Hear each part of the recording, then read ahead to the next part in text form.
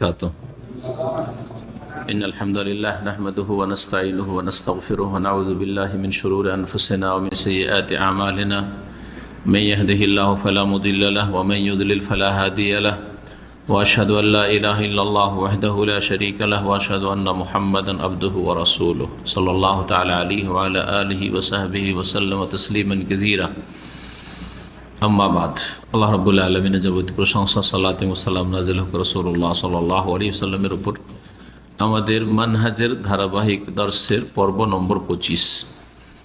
শেখ সালেহ ফৌজান হাফিজাহুল্লাহ তাআলার যে প্রশ্ন উত্তরের সংকলিত কিতাব আসইলাতুল মানাহিজিল জাদীদার প্রশ্ন নম্বর 104, এতে তাবলীগ জামাত সম্পর্কে এবং তাবলীগ জামাতের সাথে বের হওয়া সম্পর্কে প্রশ্নকারী প্রশ্ন করেছেন। বলছেন, মাজা তাকুলু লিমান ইয়াখরুজুনা ইলা খারিজিল মামলাকা লিদ-দাওয়া। বিশেষ করে অনেক সৌদিরা যাদের দিনের জ্ঞান কম কিন্তু দিনদারি আছে, এরাই সাধারণত সৌদি আরব থেকে বা আরব দেশ থেকে এই তবলিগি জামাতে প্রতারিত হয়ে বের হয়। জ্ঞান না থাকার কারণে, দিনের ইলম না থাকার কারণে, তৌহিদ সুন্নতের, আর বাহ্যিক দৃষ্টিতে নিজেও দিনদার, সুতরাং দিনদার রূপ চেহারাকে ভালোবাসে, এতে প্রতারিত হয়ে তারা বের হয়। এই আরবরা যে বের হয়ে যায় তাদের সম্পর্কে জিজ্ঞেস করা হচ্ছে। আর আরবরা গেলে তো আমাদের দেশের মানুষ মনে করে যে সৌদি আরব থেকে এসছে, কিন্তু আরব যে কত রাষ্ট্র আছে তো জানে না। সৌদি আরব থেকে অল্প সংখ্যক লোকই যায়। অন্যান্য আরব দেশগুলি আছে, যেমন কাতার আছে, ওখান থেকে তবলিগ প্রভাবটা বেশি ওখানে। আলহামদুলিল্লাহ, এই দুবাই জেনে আসলাম গত সপ্তাহে তবলিগ জামাতে নিষিদ্ধ করে দেওয়া হয়েছে। আলহামদুলিল্লাহ, তবলিগ জামাতের মসজিদে অবস্থান, মসজিদে তাদের চিল্লা দেওয়া আর মসজিদে তাদের তবলিগের জন্য এসে তবলিগ করা, এটা নিষিদ্ধ করে দেওয়া হয়েছে সরকারিভাবে। আল্লাহর পক্ষ থেকে এগুলো সাহায্য কোরআন সুন্নাহর দাওয়াতের জন্য, যে ধীরে ধীরে আলহামদুলিল্লাহ যতই চেষ্টা করুক বেদাতপন্থীরা আর সুফিরা, কিন্তু আলহামদুলিল্লাহ এমন কিছু ভালো মানুষ আল্লাহ পয়দা করছে যাদের মাধ্যমে অন্তত শিরক বেদাতের রাস্তা সংকুচিত হচ্ছে আর হবে ইনশাআল্লাহ, আর তাওহীদ সুন্নতের রাস্তা প্রশস্ত হচ্ছে।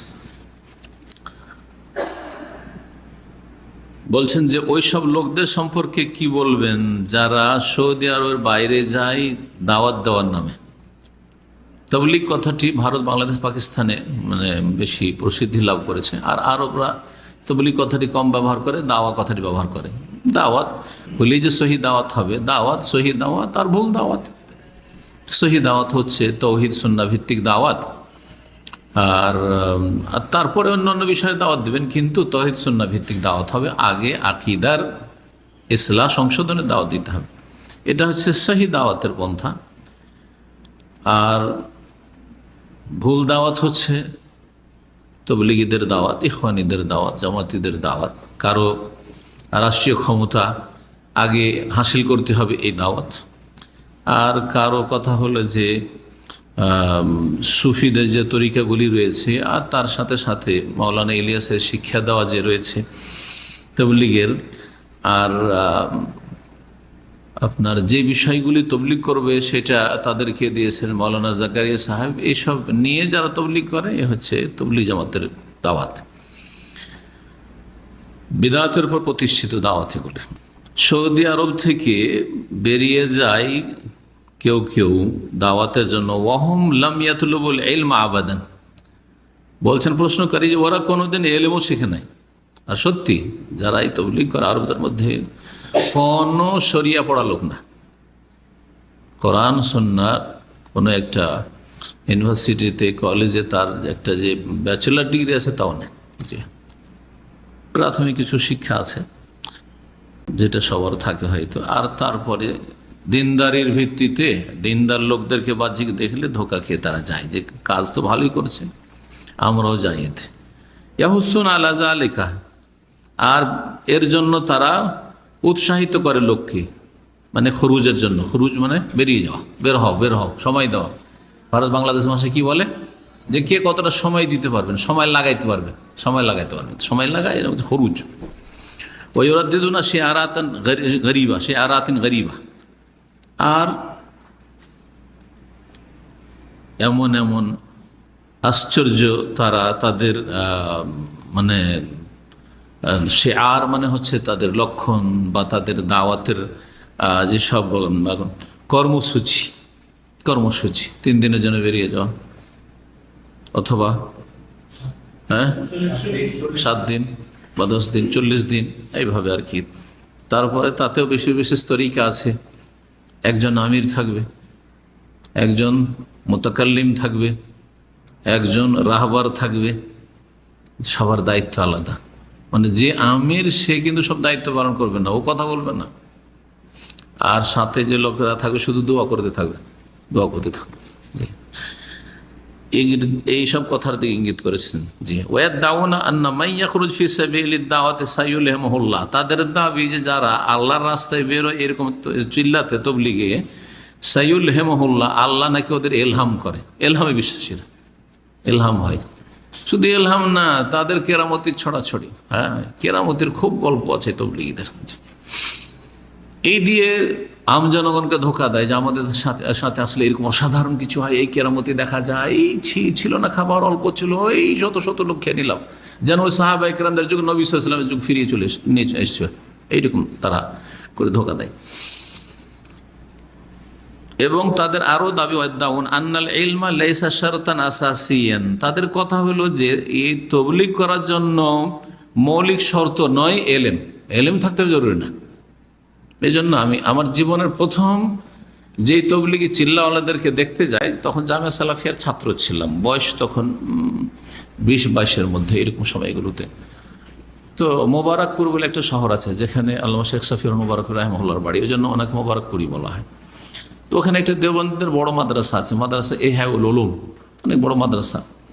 ভারতের দেওবন্দের পরে বেশ কিছু বড় বড় মাদ্রাসা আছে হানাফি দেওবন্দীদের, তার এটা একটি। ওখানে বিদেশি চিল্লা দাতারাও আসে, মানে ভারত ছাড়াও বাংলাদেশে ছিল যেমন। তারপরে বিশেষ করে আমরা মানে দেখার আগ্রহ ছিল বিদেশিদেরকে। তো বিদেশি তো বাংলাদেশের আমরা তো বিদেশি মনে করি না, কারণ ভারত বাংলাদেশ কাছাকাছি একই রকম, আর ভাষাও একই ধরেন। তা আমাদের দেখার আগ্রহ ছিল অন্যান্য বিদেশি যারা। খোঁজ নিলাম তো বলছে অমুক তলাতে কয়েকতলা মসজিদ, আর সব ফুলে আছে চিল্লার ভাইদের দ্বারা।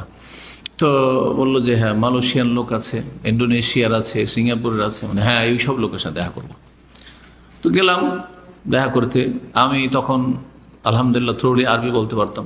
আমার সাথে যে সঙ্গী ছিল ইসরায়েল ভাই নামে, ও আর এক মাদ্রাসার ছাত্র, সে সুন্দর ইংলিশ বলতে পারতো, মাদ্রাসার ছাত্র সুন্দর ইংলিশ বলতে পারতো। আমার মনে হয় ভাই যদি ওরা আরবি বলতে পারে তো আমি বলবো, আর যদি ইংলিশ বলতে পারতো তুমি বলবে। গেলাম, গিয়ে খুব আগ্রহ নিয়ে গেলাম যে বিদেশিদের সাথে জীবনে প্রথম কথা বলবো। এখন তো মদিনা আসার পরে সারা দুনিয়ার লোককে দেখে ফেলেছি, তাদের সাথে থেকেছি, ওই আগ্রহটা আর নেই। কিন্তু তখন একটা আগ্রহ ছিল বিদেশি ভাইদের, মুসলিমদের সাথে দেখা সাক্ষাৎ।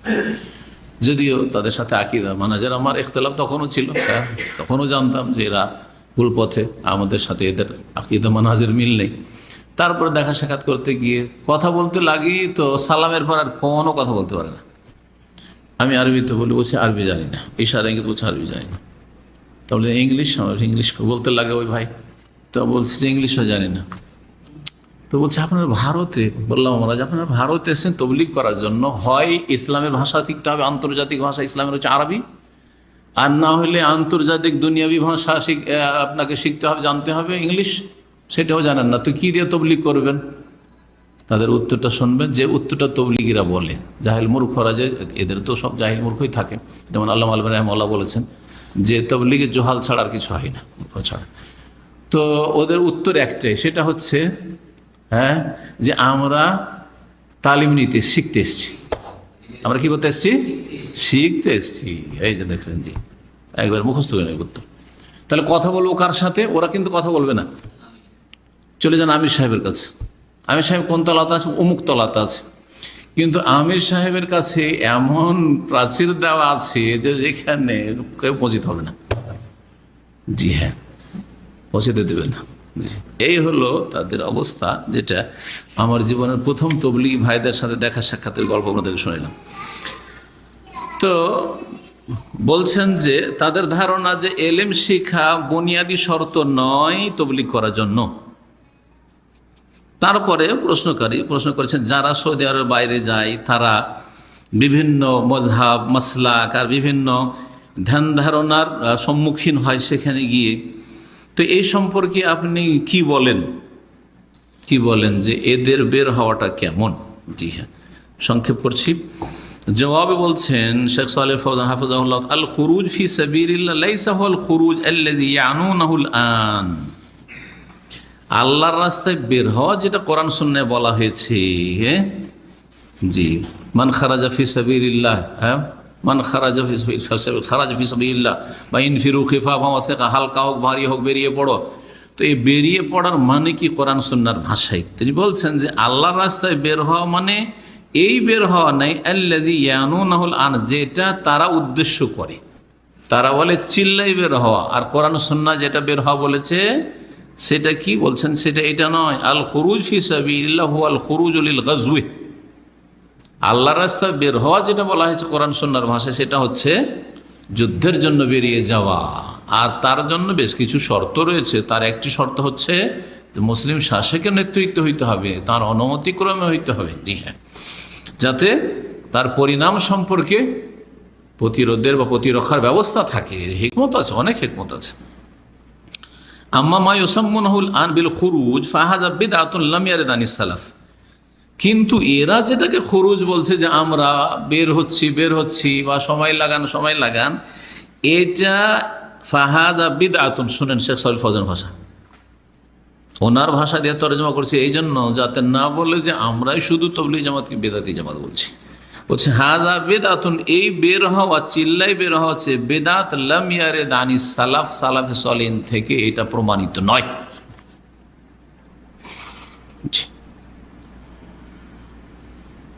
তবে কি বাইরে দিনের দাওয়াত দিতে হবে না?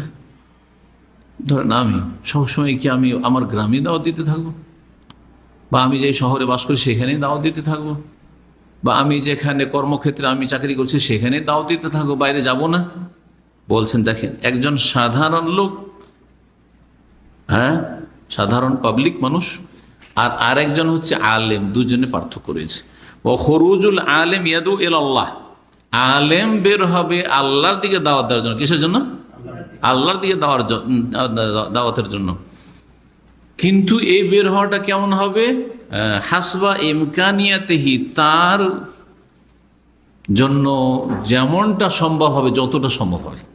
ওয়া মাকদেরাতেহি, এবং তার সামর্থ্য অনুযায়ী। আমার সামর্থ্য কত দূর যাওয়ার আছে এটা, আর আমার কাছে সময় কতটা আছে, হ্যাঁ, যে কতটা সময় দিত, এই হিসাবে। আমি দিনে 1 ঘন্টার জন্য যেতে পারি, সপ্তাহে 1-2 ঘন্টার জন্য যেতে পারি, বা 1-2 দিনের জন্য যেতে পারি। কখনো কম গেলাম, কখনো বেশি গেলাম। জি হ্যাঁ, যে যেখানে যেতে পারলো, যার জন্য যেখানে যে সুবিধা হলো, এইভাবে যাওয়া। এই নয় যে ওর জন্য বাধা ধরা কোর্স থাকবে যে এতদিনের জন্য বেরোতে হবে, নাম লিখাইতে হবে, আর তারপরে তখন যেতে হবে, এসব নয়। বেদুনা ইয়া তাকাইয়াদা বেজামাতিন, প্রথম কথা কোনো জামাতের সাথে, দলের সাথে সম্পৃক্ত হয়ে নয়। যে তবলিগ জামাতের চিল্লাতে গিয়ে ভারতের নিজামুদ্দিনের নাম লিখান, পাকিস্তানের রায়ওয়ান্ডে গিয়ে নাম লিখান, বাংলাদেশের আপনি কোথায়, হ্যাঁ, কাকরাইলের নাম লিখান, তখন ওখান থেকে আপনাকে কি করা হবে, ভাগ করে পাঠানো হবে, কাকে কোথায় দায়িত্ব দেওয়া হলো, পাঠানো হইলো। জি হ্যাঁ, না, কোনো জামাতের সাথে সম্পর্কিত হয়ে নয়। জামাতটি হবে কি? ইল্লা জামাত আহলিস সুন্নাহ, আহলিস সুন্নাহর জামাত, আহলিস সুন্নাহ জামাতের জন্য। জি হ্যাঁ, একসাথে কোনো জায়গায় জমা হওয়া লাগে না। জি, আহলিস সুন্নাহ সারা পৃথিবীতে ছড়িয়ে আছে, বাস আহলিস সুন্নাহর সাথে থাকলেই হলো। কলবের দিক থেকে, অন্তর দিক থেকে আহলিস সুন্নাহর সাথে আছেন আপনি, কথাই কাজে আহলিস সুন্নাহর সাথে আছেন আপনি। জি হ্যাঁ, এই তাহলে কোন একটা জামাতের সাথে সম্পৃক্ত হয়ে নয়, এইরকমই কোন সংখ্যা নির্ধারণ করে নয় দিনের বা সময়ের। আও ইয়াতাকাইয়াদু বিআরবাইনা ইয়াওমান, 40 দিনের জন্য বের হলো। আও আকাল, অথবা কিছু কম, অথবা আও আকসার, 3 মাসের জন্য, 6 মাসের জন্য। জি হ্যাঁ, না, এরকম নাই। তারপরে দেখতে হবে আল আহাম্মু ফাল মুহিম, বেশি গুরুত্বপূর্ণ আর গুরুত্বপূর্ণ, এটা আমাদের জীবনের প্রতিটি ক্ষেত্রে করি। আপনারা অফিসে, আপনাদেরও আছে আমাদেরও আছে, প্রতিদিন আমাদের কাছে বেশ কিছু কাজ আছে গুরুত্বপূর্ণ কাজ, সবগুলি গুরুত্বপূর্ণ, 10টা কাজ আছে। তার মধ্যে আজকে আমার জন্য 3টা কাজ একবার অত্যন্ত গুরুত্বপূর্ণ, ভেরি ইম্পর্টেন্ট, তাহলে ওগুলোকে আমরা আগে রাখবো, ঠিক না? এই 3টা করার পরে বাকিগুলো জন্য গুরুত্বপূর্ণ, এগুলো পারলে কলম, না হলে গুরুত্বপূর্ণগুলো আবার কালকে যাবে, কালকে না হলে তার পরের দিন যাবে। কথা ঠিক নেই? ঠিক ওই রকম অনেক প্রবাসী তবলিগীরা দেশে যায়, 2 বছর 3 বছর পরে দেশে যাচ্ছে। স্ত্রীর হক আর বাপ মায়ের হক, ছেলে মেয়ের হক, এটা হচ্ছে অত্যন্ত গুরুত্বপূর্ণ, আহম্মন জিদ্দান, ভেরি ইম্পর্টেন্ট। ওইটা বাদ দিয়ে ও ঢাকা থেকে ওখান থেকে নাম লিখে চলে গেল চিল্লাত, জায়েজ, গুরুত্বপূর্ণও নয়। এক তো এর জন্য কিছু শর্ত আছে, এলম শর্ত আছে, এলম শর্ত আছে, তারপরে মানহাজটা সহি হওয়া শর্ত রয়েছে, যা কিছু আপনি পৌঁছাচ্ছেন সেটা বিশুদ্ধ হওয়া শর্ত আছে, ওগুলো কিছুই নেই। ফরজ বাদ দিয়ে বেদাতি কাজে চলে গেল, দুনিয়া বরবাদ করছে, আখিরাত বরবাদ করছে।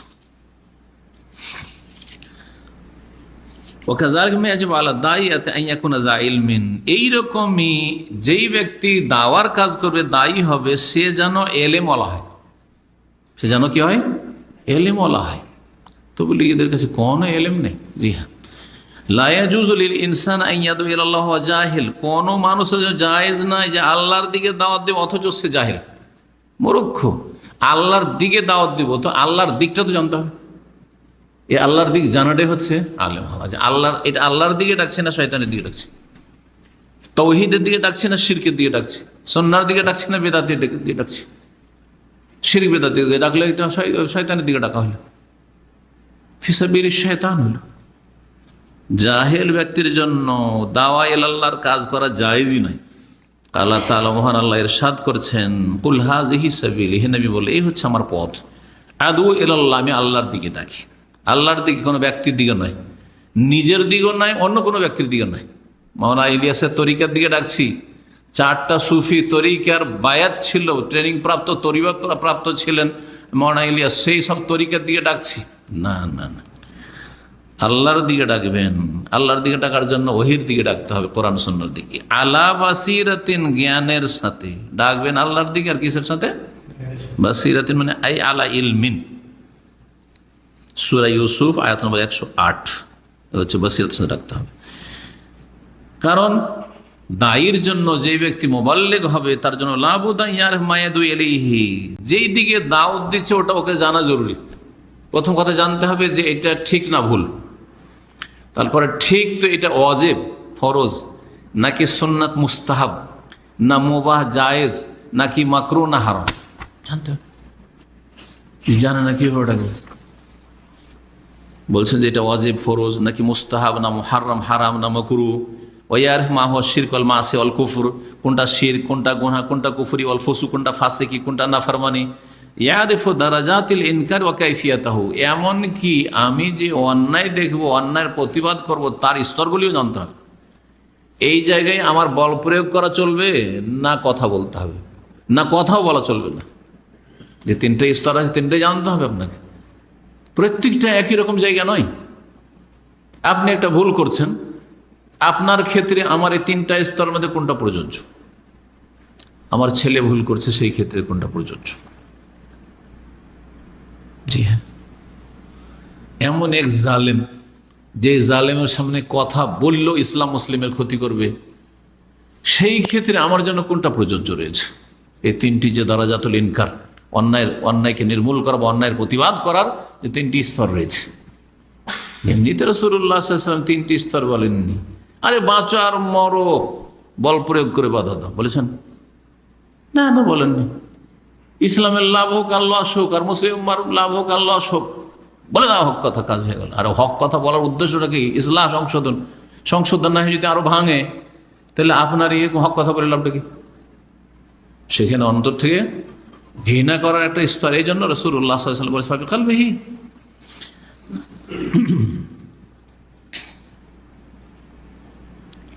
তারপরে বলছেন শেখ সালমান, ওয়াল খুরুজ আল্লাযী ইউশগিলু আন তালাবিল ইলমি আমরুন বাতিল, যদি এমন কোন তবলিগে বেরোয় যেটা এলেম শিক্ষা থেকে মানুষকে দূরে সরিয়ে দেয়, সেটা হচ্ছে বাতিল কাজ।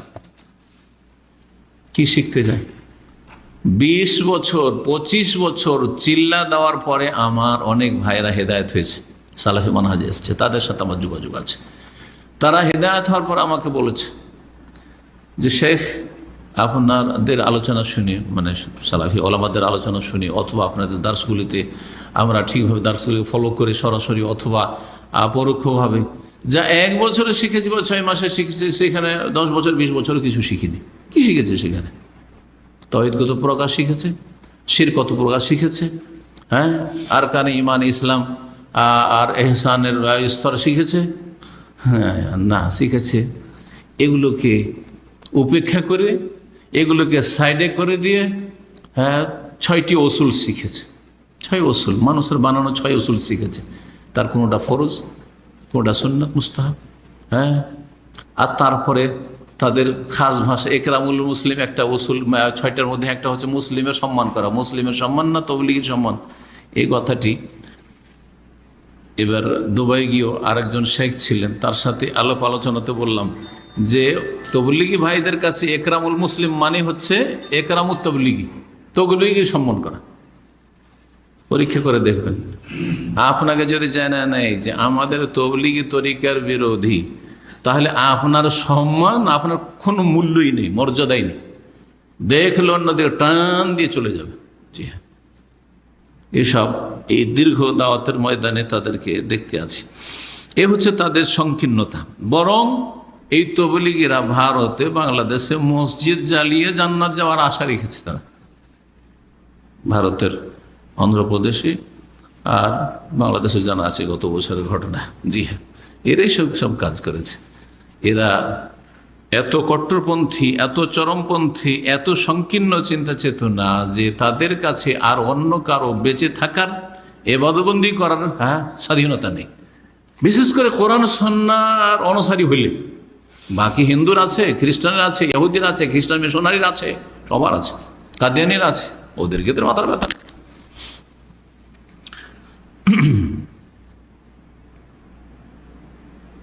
যদি কেউ এলম শিক্ষা থেকে দূরে সরে যায়, এই চিল্লাতে ব্যস্ত হয়ে, তাহলে এটা হচ্ছে আমরুন বাতিল, বলছেন শেখ সাহেব ফজল। লিয়ানা তালাব আল ইলমে ফরিজা, কারণ এলএম শিক্ষা হচ্ছে ফরজ। ওয়াহুয়া লা ইয়াসু ইত্তিবা ইল্লা বিতাআল্লুম, আর এলএম শিক্ষা এমনি শুধু কিতাব পড়ে পড়ে হবে না, বিতাআল্লুম, কারো কাছে শিখতে হবে, কারো কাছে শিখতে হবে। জি হ্যাঁ, লা ইয়াহসুলু বিল ইলহাম, পড়াও পড়ে না, শুধু পড়া তাদের সীমিত কিসে? ফাজাইল আমল, তবলিগি নেশাবে, ব্যাস। লা ইয়াহসুলু বিল ইলহাম, তাদের একটা ধারণা যে এলেম, ওদের যারা কেরামত পেয়ে যায়, এলহামে এলেম হাসিল হয়।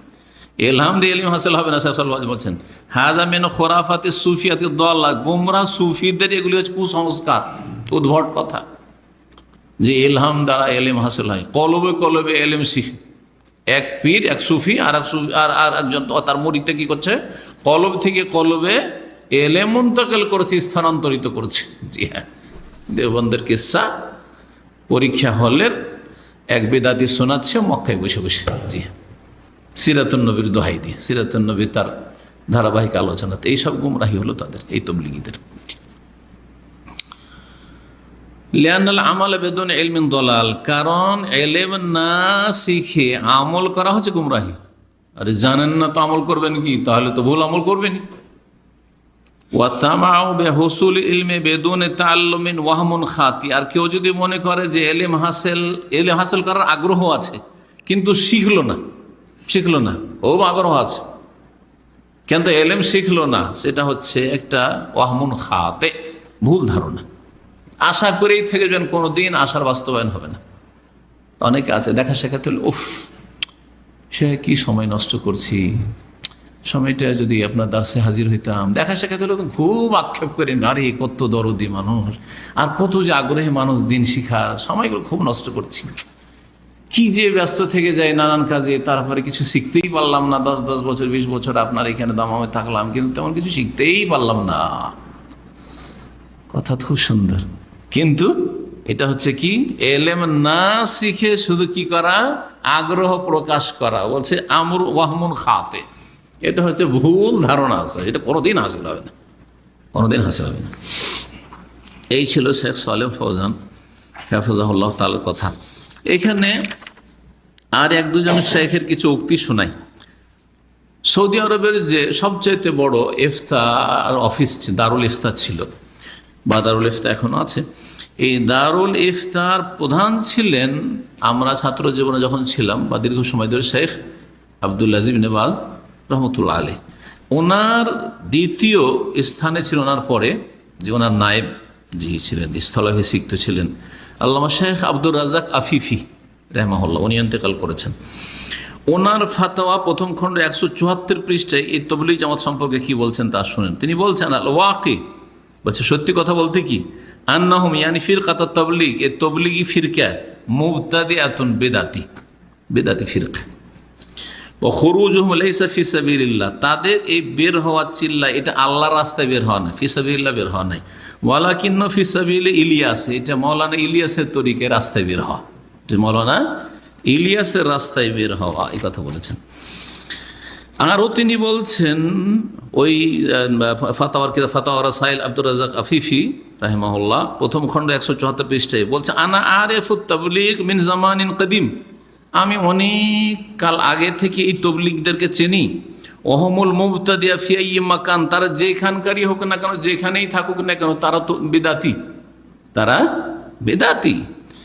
হুম ফি মিসর, মিসরে থাকলো, আমেরিকা ও সৌদিয়া, কুল্লুহুম মুরতাবিতুনা বিশাইখিহিম ইলিয়াস, প্রত্যেকের সম্পর্ক হচ্ছে তাদের পীর, তাদের শেখ ইলিয়াসের সাথে, মৌলানা ইলিয়াসের সাথে।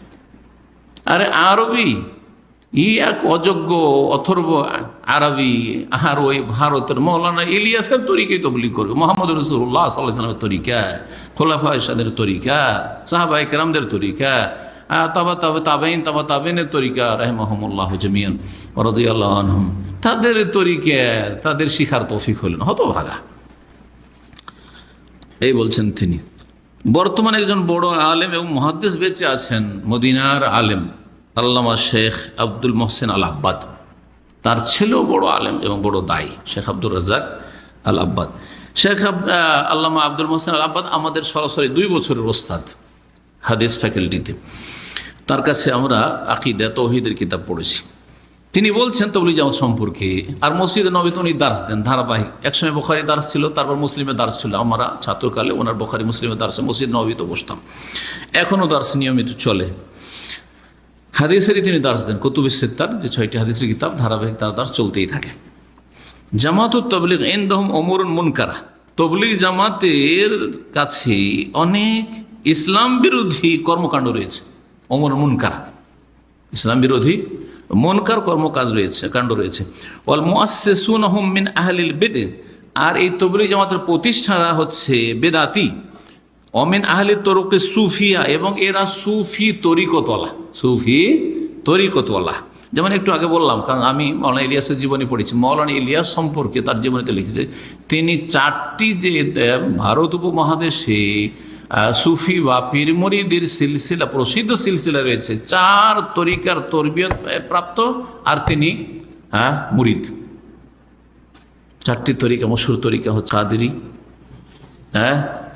তারপরে সাহারওয়ার্দি, চিশতি আর নকশবন্দি। বাকি যত তরিকা বেরিয়ে সবগুলি, এগুলো শাখা প্রশাখা তরিকা, সবগুলি হচ্ছে শাখা প্রশাখা তরিকা। এরা ছিল সুফি। অমিনাল মুনহারিফিনা ফিল আকীদা, আর এরা আকীদার ক্ষেত্রে বিভ্রান্ত। ফাহিয়া বিদআতুন মুহদাসা, সুতরাং এই তাবলীগ জামাত হচ্ছে নব আবিষ্কৃত বিদআত। আল ফাতাওয়াল মুহিম্মা ফি তাফসিরিল উম্মাহ নামক কিতাবে এই কথা উল্লেখ করা হয়েছে শেখ আব্দুল মোহসেন আব্বাদ হাফিজাহুল্লাহ তাআলার। জি হ্যাঁ, শেখ সালেহ ফৌজানের আরও কিছু কথা বাকি আছে। তিনি বলছেন, হ্যাঁ, এখান পর্যন্ত আমাদের একটা প্রশ্নের আলোচনা হয়েছে। দ্বিতীয় প্রশ্ন, সময় একটু আছে, প্রশ্ন নম্বর 105 এই তবলিগ জামাত সম্পর্কে জিজ্ঞাসা। বলছেন মাহিয়া ও মানহিয়া জামাতুত তাবলিগ, তবলিগ জামাতটা কি, বা তবলিগ জামাতের লোকেরা কারা?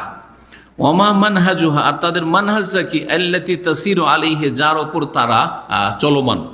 ওয়াহাল ইয়াজুজুল ইনজিমাম ইলাইহা, তার সাথে সম্পর্কিত হওয়া জায়েজ কিনা, তবলিগ জামাতের সাথে জড়িত হওয়া জায়েজ কিনা, ওয়াল খুরুজ মা আফরাদিহা, তবলিগ জামাতের সদস্যদের সাথে চিল্লাই বের হওয়া জায়েজ কিনা দাওয়ার জন্য, কামা ইয়াকুল, যেমন তারা বলছে, ওয়ালাউ কানু মুতাআল্লিমিন, যদিও তাদের মধ্যে কিছু শিক্ষিত থাকে তাহলে যাওয়া যাবে কিনা, ওয়াইনদম আকিদা সহিহা কাবনাই হাজাল, যদি তাদের আকিদা সহি হয়, যেমন এখানকার লোকেরা, এখানকার যারা চিল্লা পার্টির সৌদি আরবে, তাদের তো আকিদা সহি, আসমা সিফাতের আকিদা ঠিক আছে, তাওহীদুল উলুহিয়া রুবুবিয়্যাত ঠিক আছে, এরা বেদাত মুক্ত, বাকি বেদাত মুক্ত, শিরক বেদাত নেই। কিন্তু এই যে তবলিগে কিছু লোকেরা যায়, তাদের তো আকিদা ঠিক আর কিছু জ্ঞান আছে তাদের, কারণ এখানকার মাদ্রাসা সিলেবাসে ক্লাস 1 থেকে আলহামদুলিল্লাহ তাওহীদ সুন্নাহ পড়ে, উসুল সালাসা পড়ে, তারা 3টি মূলনীতি তাদের পড়ানো হয়। তো এদের সাথে কি বের হওয়া জায়েজ? জবাবে শেখ সলিল ফজল বলছেন, মানে আরব তবলিগীদের সাথে চিল্লায় বের হওয়া জায়েজ কি না, এটা হচ্ছে প্রশ্ন। উত্তর বলছে, আল জামাত আল্লাতী ইয়াজিবুল ইনজিমামু ইলাইহা ওয়াস সাইরু মা হুয়া ওয়াল আমালু মা হিয়া জামাতু আহলিস সুন্নাতি ওয়াল জামাআহ, যেই জামাতের সাথে সংশ্লিষ্ট হওয়া বা জড়ানো ওয়াজিব এবং তার সাথে চলা ওয়াজিব এবং তাদের সাথে কাজকর্ম করা, দাওয়াতি কাজ করা ওয়াজিব, সেই জামাতই হচ্ছে জামাত আহলিস সুন্নাতি ওয়াল জামাআহ, আহলিস সুন্নাত ওয়াল জামাআত আল্লাতী তাসিরু আলা মা কানা আলাইহি নবী সাল্লাল্লাহু আলাইহি ওয়া আসহাবু। এর আগে কিন্তু আলোচনা হয়েছে যে আহলিস সুন্নাত ওয়াল জামাত কোন জামাতটি, যেই জামাতটি নবী করিম সাল্লাল্লাহু আলাইহি ওয়াসাল্লাম এবং সাহাবায়ে কেরামদের আদর্শের ওপর চলমান। ও আম্মা মা খালাফাহা, এর বিপরীত যারা রাসূলুল্লাহ সাল্লাল্লাহু আলাইহি ওয়াসাল্লামের আদর্শের উপর নেই, মা আনা আলাইহিল ইয়াউম ওয়া আসহাবি নেই, সাহাবায়ে কেরামদের আদর্শের উপর নেই, খোলাফায়ে রাশিদিনের আদর্শের উপর নেই, দূরে সরে গেছে, ফাইন্নাহু ইয়াজিবু আন নাতাবাররা মিনহু, তাদের থেকে সম্পর্ক ছিন্ন করা ফরজ। যাওয়াত দূরের কথা, তাদের থেকে সম্পর্ক ছিন্ন করা মানে এই না যে তাদের সাথে কথা বলবেন না, তাদের সালাম দিবেন না, সম্পর্ক ছিন্ন মানে তাদের জামাতে আপনি যাবেন না, তাদের এই চিল্লাতে, তাদের বেদাতে অংশ নেবেন না। কিন্তু যারা মুসলিম আছে, যদিও তারা বেদাতি হোক, মনে রাখবেন মুসলিম, এমনকি বেনামাজি হোক বর্তমান যুগে, মুসলিম গুনাহগার ফাসেক হোক, মদ হোক, তারপরও তাদের সাথে আপনি চলাফেরা রাখবেন। বিশেষ করে তার সাথে দেখা সাক্ষাৎ হচ্ছে কর্মক্ষেত্রে অথবা পাড়া প্রতিবেশী, তাদের সাথে চলাফেরা রাখবেন। বেনামাজিদের এক সময় ওলামারা ফতোয়া দিয়েছেন যে বেনামাজিদের কে সালাম দেওয়া জায়েজ নয়, একসময় ফতোয়া দিয়েছেন এই উম্মতের ওলামারা, কিন্তু বর্তমানে এই ফতোয়া চলবে না, বড় বড় ওলামারা বলছেন। এর কারণটা আজকে নতুন এই আলোচনা কোনোদিন শোনেননি, আমার কাছে শুনে নেন। বলছেন যেই সময় ফতোয়াটা হয়েছে যে বেনামাজিকে এক ঘরে করে দাও, বেনামাজিকে কোণঠাসা করে ওকে সালাম দিও না, বেনামাজির দাওয়াতে খেয়ে ওকে দাওয়াতও দিও না। কোন সময় বলা হয়েছে? যখন নামাজির সংখ্যা ছিল শতকরা 90-95 জন, 5 জন বেনামাজি ছিল। তাহলে 95 জন যদি বয়কট করে 5 জনকে, তাহলে তাদের কি করা, সোজা করা সহজ ছিল। তাদেরকে সালাম দেবো না, তাদের সাথে কথা বলবো না, তাদের সাথে যোগাযোগ রাখবো না, তাহলে সোজা আর বাঁচতে পারবো না। কারণ 95 জন যদি আমাদের বিরোধিতা বাঁচবো কী করে, তাই না? তো এটা ছিল একটা কি তাদের জন্য ট্রিটমেন্ট, চিকিৎসা ছিল এই বয়কট করাটা। আর বর্তমানে শতকরা 95 জন বেনামাজি, 5 জন নামাজি। এখন 5 জন নামাজি যদি 95 বেনামাজির সাথে বয়কট করে যে তোমার সাথে কথা বলবো না, তোমাকে সালাম দেবো না, তোমার সাথে চলাফেরা করবো না, তোমার সাথে আর কি ইত্যাদি ইত্যাদি, দাওয়াত খাবো না, খাওয়াবো না, তাহলে কি হয়ে যাবে? বাতিল আরও শক্তিশালী হয়ে যাবে, পাপীরা আরও ইসলাম বিদ্বেষী হয়ে যাবে, ইসলাম আরও শত্রু হয়ে যাবে। এই হেকমতের কথাটি, কারণ উদ্দেশ্য হচ্ছে মানুষকে বয়কট করব না চলবো, এটা আপনার এলাজ, চিকিৎসার মতো, যে এই চিকিৎসাটা কার জন্য প্রযোজ্য। আমি এই উদাহরণগুলো এর আগে দিয়েছি, আজকে এই কথাটি নতুন বললাম। আরেকটি উদাহরণ দিয়েছি যে আপনার বড় ভাই আছে আর ছোট ভাই আছে, বড় ভাই আছে আর ছোট ভাই আছে। বড় ভাই আপনার চাইতেও বেশি প্রভাবশালী, সে যদি বেনামাজি হয় তার সাথে কেমন আচরণ করবেন? আর ছোট ভাই যদি বেনামাজি, তার সাথে কেমন আচরণ করবেন? দুটো একরকম করতে পারবেন? দুটোকে একটা লাঠি দিয়ে তাড়াইতে পারবেন? হ্যাঁ, না, মোটেই না। ছোট ভাই এখন আপনার মুখাপেক্ষি, হয়তো স্কুল কলেজে পড়ছে, আপনার টাকা পয়সা না হলে ওর পেটে টান পড়বে, ওর লেখাপড়ায় টান পড়বে, সুতরাং তাকে চাপ সৃষ্টি করতে পারবেন, তাকে মারতেও পারবেন, বকাও দিতে পারবেন। আর বড় ভাইকে মোটেই পারবেন না। তাহলে বোঝা গেল যে সবকে এক গুলি দিয়ে স্বীকার করলে হবে না। জি, আপনাকে এখানে এলাজ, চিকিৎসা কার জন্য, কোন চিকিৎসা প্রযোজ্য, এটা দেখতে হবে। গ্রামে ওই রকমই দেখবেন একজন প্রভাবশালী জালেম, আর আরেকজন সাধারণ মানুষ, একে ধমক দিয়ে বললে সংশোধন হয়ে যাবে। আর একজন প্রভাবশালীকে ও জালেমকে যদি ধমক দেন তা আপনার যান বাঁচানো মুশকিল হয়ে যাবে, আপনার পিছনে লাগবে শত্রু, আপনার পরিবারের মান ইজ্জত বাঁচানো মুশকিল হয়ে যাবে। তো ইসলাম কি তাই করতে বলেছে নাকি? লা দরারা ওয়ালা দেরারা, কারো ক্ষতি করবে না, নিজেও ক্ষতিগ্রস্ত হবে না, ইসলামের কায়দা এটা। অনেক মনে করে এটা আপনার কাপুরুষতা, হ্যাঁ, যে যারা শক্তিশালী তাদের বিরুদ্ধে কিছু বলেন না, যারা দুর্বল তাদের বিরুদ্ধে বলছেন, তাদের খবর বলছেন। না না, ভুল কথা এটা। জাহেল বুঝে না আসলে মানহাজ, দাওয়ার একটা মানহাজ আছে। জি, আহলে সুন্নাত ওয়াল জামাতের দাওয়াতের মানহাজ আপনাকে দেখতে হবে। হ্যাঁ, জি হ্যাঁ। তো এই বিষয়গুলি হচ্ছে চিকিৎসার মতো। যখন ডাক্তার চিকিৎসকের কাছে গেলে একই রকমের অসুখ বাহ্যিক, আমরা তো বলবো দুইজনে একই অসুখ নিয়েছি, দুজনকে একই রকম ওষুধ দেন। ডাক্তার বলছেন না, দুজনে একরকম ওষুধ চলবে না, চলবে না। এই কয়েকদিন আগের কথা বলছি, এক ডাক্তার কাছে যাওয়া হয়েছে চিকিৎসার জন্য, কফকষের জন্য, আরেকজনের জন্য যার সুগার আছে। তো ওকে বলছি যে আপনি ওকে সিরাপ দিয়ে দেন, বলছেন না না সিরাপ দেবো না, সুগার রুগী।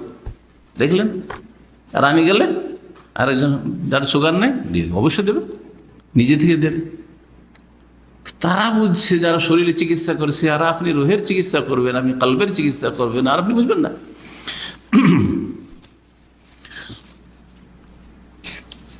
তো জিজ্ঞাসাকারী জিজ্ঞেস করছেন যে তবলিগ জামাত কি, তবলিগ জামাতের ইয়ে কি। তো এদের সম্পর্কে বলতে গিয়ে কি বললেন শেখ সালেহ ফৌজান, যে যেই জামাতের সাথে আমাদেরকে জড়িত হতে হবে, চলতে হবে এবং তাদের সাথে কাজকর্ম করতে হবে, সে হচ্ছে আহলে সুন্নাত ওয়াল জামাতের জামাত। যারা নবী সাল্লাল্লাহু আলাইহি ওয়াসাল্লাম এবং সাহাবায়ে কেরামের তরিকা রয়েছে, যারা এর বিরোধী হবে তাদের সাথে আমরা সম্পর্ক ছিন্ন করব। তার মানে আমাদের দাওয়াতি কোনো সহযোগিতা থাকবে না। কারণ ওই দাওয়াতে সহযোগিতা করেন যে ঠিক আছে আপনারটার সাথে আছি, আমারটার সাথে আছেন, এটা গুমরাহির দাওয়াত। যেই দাওয়াতের দিকে এক শ্রেণীর কথিত মধ্যমপন্থীরা ডাক দিচ্ছে, গুমরাহ এরা তবলিগীদের সাথেও আছে, ইখওয়ানি জামাতীয়দের সাথেও আছে, আর বাহ্যিক কিছু স্বার্থে সালাফিদের সাথেও আছে। কিন্তু মাঝে মাঝে বিষোদ্গার করে দিচ্ছে যখন, হ্যাঁ, ওদের এই ভমিটিং থেকে, বমি থেকে তখন এমন দুর্গন্ধ ছড়াচ্ছে, তাতে চেনা যাচ্ছে যে এরা হচ্ছে সালাফি মানহাজ বিরোধী। তখন বোঝা যাচ্ছে। জি, শেখ সালেহ ফৌজান বলছেন না, ইয়াজিবু আন নাদউহুম ইলাল্লাহ আলা সুন্নতি রাসূলি সাল্লাল্লাহু আলাইহি ওয়াসাল্লাম। হ্যাঁ, তাদেরকে ডাকবো, যারা বেদাত তাদেরকে ডাকবো আল্লাহর দিকে, রাসূলুল্লাহ সুন্নতের তরিকায়। হাযা ওয়াজিবুন আলাইনা, এটা আমাদের জন্য ফরজ। আম্মা, হ্যাঁ ডাকবো, ওটা আমাদের দাওয়াতের ক্ষেত্র। আমাদের দাওয়াতের ক্ষেত্র কি? যারা শিরিক করছে তারা, যারা বেদাত করছে তারা, যারা বেদিন হয়ে রয়েছে, নামাজ টামাজ পড়ে না বা হারাম খাচ্ছে তারা, আর অমুসলিম। আমি তো দাওয়াতের ক্ষেত্র নিয়ে আলোচনা করতে গিয়ে সবগুলি বলেছি, কিন্তু এরা তো আমাদের ফিল্ড। হ্যাঁ, কিন্তু তাদের সাথে আমরা জড়িয়ে যাব না। আম্মা আন্নামদাম্বা ইলাইহি, তাদের সাথে জড়িয়ে পড়বো। ওয়ান্নাখুরুজা মাহুম, তাদের সাথে আমরা বেরোবো চিল্লাই। ওয়ানামশি আলা তাখতিতিহিম, তাদের প্ল্যানিং মোতাবেক আমরা চিল্লা দিয়ে বাড়াবো না। ওয়ানাহনু না'লামু আন্নাহুম লাইসু আলা তারিকিন সাই, অথচ আমরা জানছি যে তারা সহি তরিকার অনুসারী নয়। ফাহাযা লা ইয়াজুজ, জায়েজ নয় তাবলীগ জামাতের সাথে সম্পর্কিত হওয়া আর জড়িত হয়ে তাদের তাবলীগ করা জায়েজ নয়। লিআন্নাহু ওয়ালাউন লিজামাতিন গায়রা জামাত আহলিস সুন্নাত ওয়াল জামাত, কারণ এটি হচ্ছে বন্ধুত্ব ভালোবাসা এমন একটি জামাতের, যেই জামাতটি আহলিস সুন্নাত ওয়াল জামাত নয়। জি, আজকে এখানে আলোচনা শেষ করি, আর বাকি ইনশাআল্লাহ তাআলা তাবলীগ জামাত সম্পর্কে বা গুমরাহ ফিরকা সম্পর্কে আরও একটা আলোচনা এর সাথে কাছাকাছি আছে, সামনের সপ্তাহে ইনশাআল্লাহ তাআলা পুরা করব। সুবহানাকাল্লাহুম্মা ওয়া বিহামদিকা আশহাদু আল্লা ইলাহা ইল্লা আনতা আস্তাগফিরুকা ওয়া আতুবু ইলাইক।